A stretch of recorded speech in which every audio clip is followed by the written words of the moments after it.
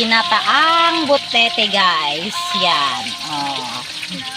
Tinito ko yung dalam niya para hindi siya madurog guys. Yan. Nakakaibabaw na sa kanya.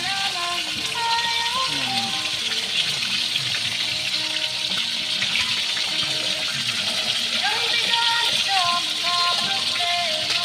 Yung isa naman oh. Pritong papakol. Dadalawang piraso lang yan guys. Kaya ulam na lang daw. Diba?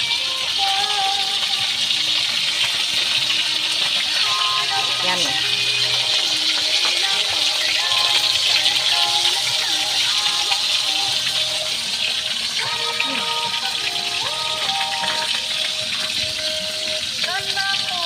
Luto na to guys.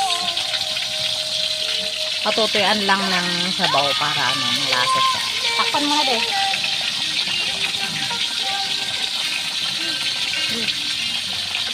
Natok ko pala doon.